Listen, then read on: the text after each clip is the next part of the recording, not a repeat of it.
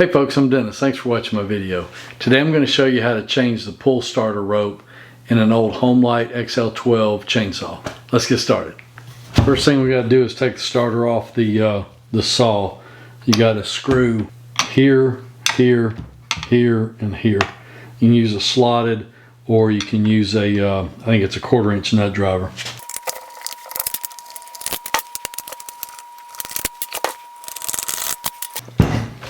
The top screw is the short one. All of the other three are the same size, and it just comes off. Now on the, I don't know about the blue ones, on the red ones, the kill switch is right here inside the starter, so you want to unplug that line, set that off to the side. If your starter's real gummed up, go ahead and clean it up. Keep the crud and stuff out of the spring. I'd go ahead and give the right here behind the pulley, I'd go ahead and give it a shot of WD-40 or whatever your favorite lube is, PB Blaster or whatever. And if your rope's broken, you can't do this yet, but if it's not broken, you're just replacing it, you know, just give it a few tugs to get that lube down in there. If your rope's broken, wait until till you got your new rope on there to do that. So I looked online, and there's conflicting information about what size rope to use on one of these saws. I didn't have a manual, but I even found online where I could download a copy of the original manual for an XL12. Even in the manual, Homelite doesn't specify what size rope. They just say starter rope. So some folks say 4.5 millimeters, some folks say 5. I got 4.5 millimeter, and I'm going to try that, and it should work fine. This starter takes 4 feet of rope, 48 inches. So my table here is 48 inches wide, so I can just measure it off of my table. If you don't have that, just use a tape measure. And then take a match or a lighter and singe the end of your rope so it doesn't fray. Avoid the temptation of touching that with your finger because it's hot, and that hot melted rope will burn. So if you feel like you got to touch it, you know, use a rag or something. You just want something to keep it from fraying.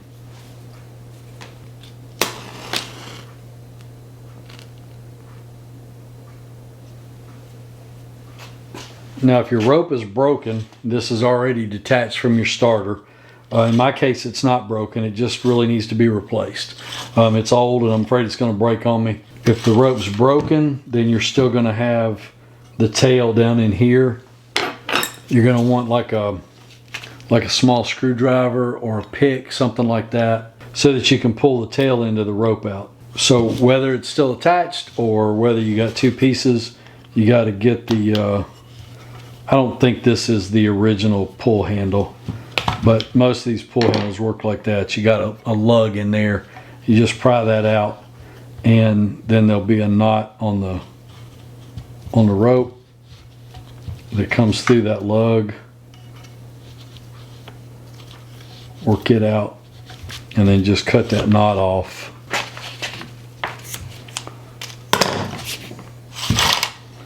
Then I can remove my handle, set it off to the side. Get down in here and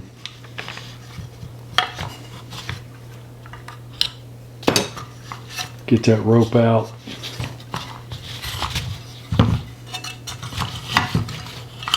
So you want to make sure that you're all the way to the end of the rope, and then take a pick or a screwdriver or a pair of pliers or something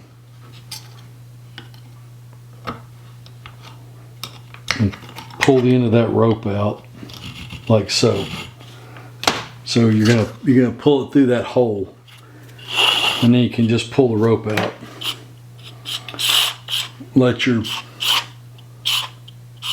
You're gonna wind that back up in a minute, but for the moment I'm gonna let that tension off. Just don't let it freewheel, because again, you'll break the spring. So yeah, so that rope was a little bit short. One of the reasons I'm replacing that rope is I believe that whoever replaced that one last used the wrong size rope. I think that rope is too fat for this pulley. So I think this 4.5 is going to be the right size. Now here's how I do it. I go ahead and thread it onto the handle. Thread it through the lug if you've got a lug. Some of them you just tie a knot and it just goes down in there. This particular one has a lug on it.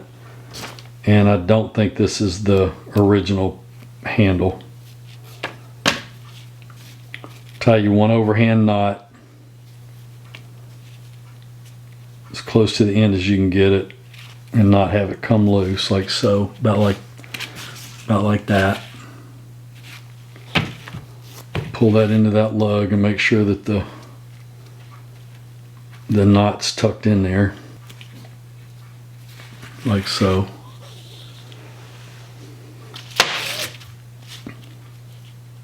Yeah.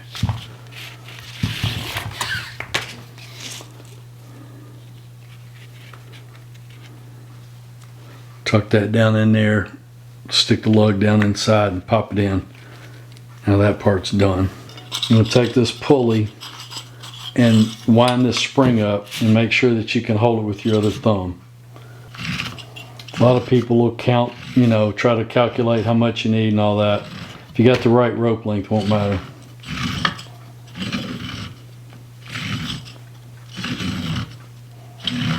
Get your spring as tight as it'll go. Back off on it. You can actually back off on it a turn if you want. That way you don't have to worry about over traveling your spring. But back off on it so that your notch here lines up with the feed hole for the rope. Hold that good with your thumb. Thread your rope in there.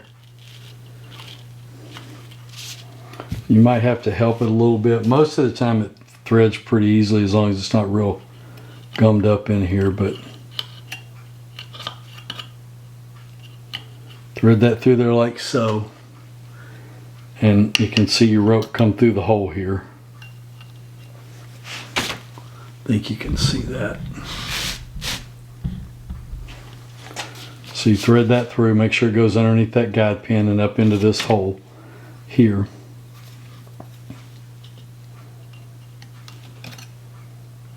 And then just dig that out. So pull that out to where you got 10 or 12 inches or so sticking out. And then you don't have to worry about that tail, just leave it. And then slowly let that pulley go and take up the slack from the pull handle.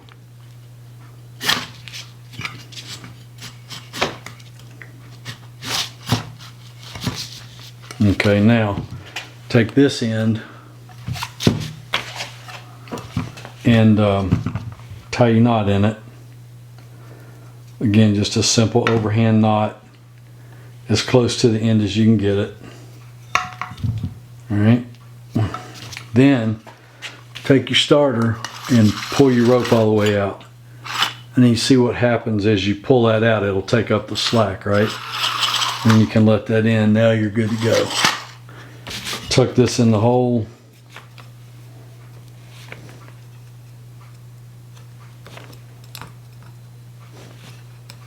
Like so. Work that a few times just to make sure it's good. Now the other thing that you want to do, just like when you tension a rope, is pull that out. Pull your rope all the way out. That's the outer limit of your rope. You want to make sure that there's more spring travel left after you've run the rope out. So there is. So that's good. What you don't want is for the spring to hit its limit before the rope does, because if you do, when you pull it real hard, you're going to break the spring. So just pull to the end of your rope make sure that you've still got more spring travel like that, and then you're okay. And then you can just let that retract. It's tensioned up nice. Now we're ready to put it back on the saw. So pretty much the same in reverse, other than you just have to make sure that you're that you get the starter lined up with the coupling on the. There's two slots on this coupling on the inside of the starter, and there's a slot on the coupling here. So take your don't forget to plug in your kill switch. I think you can see that yet. Like so.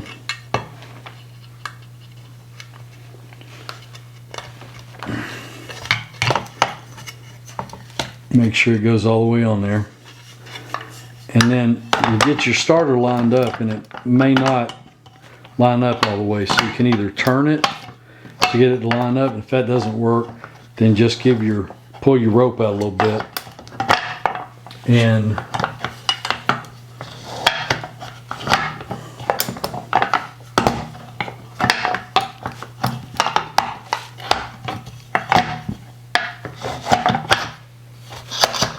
give that a pull, and then it'll seat down in there.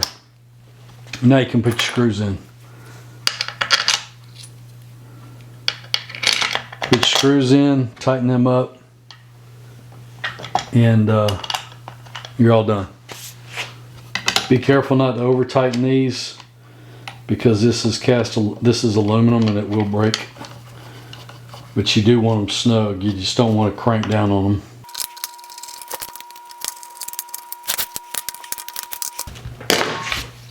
Thanks for watching my video, folks. I appreciate it. Give me a thumbs up on the video if you would, and subscribe to my channel down in the corner. And hope to see you back soon. May God bless you.